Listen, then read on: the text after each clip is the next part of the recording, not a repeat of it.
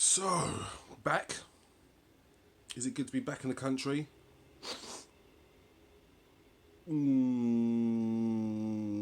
There's pros and cons. But let's get back onto the Arsenal. Arsenal played West Ham yesterday in what was always going to be a tight game. It was always going to be a game where West Ham threw men behind the ball. They've recently thrown away points at a Liverpool team where they actually went for them. They held Man City up until the 93rd or 4th minute to keep it very tight at 1-0, and then City grabbed the second goal. So we should have known it was going to be a tough game. And it looked like West Ham went for a bit of both.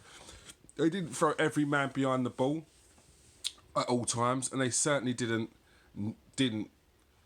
not try to break forward. But it was few and far between. And it was always going to be a game that was very tight. Arsenal were bitty in the first half, as it's been seen in a lot of recent games. That we're not really starting games with any sort of real pace, any sort of really what looks like will to win. And I don't think that's the case. I just think we've been starting slow. But the second half we came out a lot better. Eddie Nketiah starting again up front wasn't really, there wasn't really much for him, and he didn't really create much for himself. Pepe twists more times than a tin of spaghetti hoops. He's so close. You're seeing glimpses of some genius there. Like, I've not seen many people in the Premier League that can twist and turn inside the area with about 6 men around him, but at minuscule opportunities that he has to either shoot or he has to pass, he's not doing it. So it just looks wasteful. And he done it a couple of times yesterday. So hopefully next season, next season it will click with him. And I feel it will, because some of the sparks that we are seeing, they're pure class. They're class. They're things that I'm not seeing anyone in the Premier League do. The closest I've seen to anyone do it in the Premier League is probably Wilfred Zaha, Martial in glimpses, Raheem Sterling. Raheem Sterling doesn't really do that. Raheem Sterling's a bit more direct. Pepe is just one of them street ballers, it seems like, and the quicker that he comes to fruition, the quicker that he settles properly, the better for Arsenal. Chances, Socrates was only the real standout chance of the game before we scored. Leno made a couple of nice saves, nothing unbelievable, but steady goalkeeping is what we need. Steady goalkeeping is what we look for first. And then Nketiah got subbed off for Lacazette. Pepe came off for Nelson, and it gave a little bit more direction to the game. It gave a bit more of a forefront, and that came to show when Lacazette put away his goal from a ball from I think it was Granit Xhaka, which then Mesut Ozil headed on to Lacazette. Probably the 3 players at the moment that's probably getting the most stick in the squad,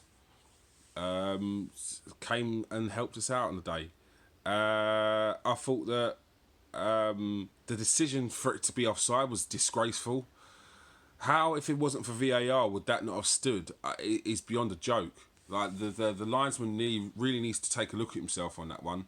That was an awful decision. There was not one bit of it that made it even look close to offside. So I don't know what game he was watching. But we got the goal. Defensively, it's another clean sheet. Morey, who many people judged before the game on a couple of YouTube highlights and one game that he played against Liverpool.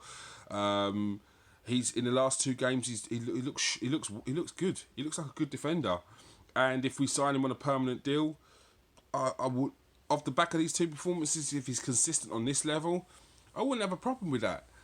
Because I see the likes of Mustafi going, I see the likes of Pepe possibly going, and I see him bringing in players who would probably be better than them, or would be looking to bring in players who are better than them. So, if we was to sign Morey based on these three performances I've seen so far, I think he's a decent defender. I can't lie. The talk of that he's too slow. Well, so is Mertesacker. We want to talk about slow defenders. Tony Adams, like, these were not fast defenders, but they read the game. So to get to the position where they are now, where they're not gifted with pace, they have to be able to read the game. So yeah, hopefully he's silencing quite a few critics right now. But defensively all over, David Luiz very good. The whole back five all very good. Ceballos, very, very busy in that middle. Very, very busy in that middle. And he's doing a really good job in replacement for either Guendouzi or Torreira. Granit Xhaka was a steady Eddie yesterday. I thought that Ozil was buzzing around the pitch looking to make things happen, but he was very frustrated with regards to the fact that West Ham didn't really give us much space, and they defended well. So sometimes you've got to give credit where credit's due, and just say that they made it hard for us to break down. In the first half we weren't great, in the second half we were better, but still the gaps weren't showing. It is a tough game, and you're going to come up against them. You can't always have games where you're blitzing through wins, or you're smashing it, or you're looking sick, silky skills and whatnot. You can't always have them games. Sometimes you've got to grind out wins. Like, you talk about the best teams win ugly. It seems to be okay for everyone else, but never for Arsenal. So right now, I take the 3 points. We've just got to keep on getting 3 points. We've got to keep on putting the pressure on the teams above us, because now we're going to start playing the teams above us. And if we get 3 points against them, you never know what could happen. We've got Man City in the next game, away from home at the Etihad Stadium. It's never easy there. But with a bit of insight of Mikel Arteta, maybe we could get something from it. A draw, maybe even a win. You never know. But someone's calling. So, on that note, peace out. Come on, Arsenal.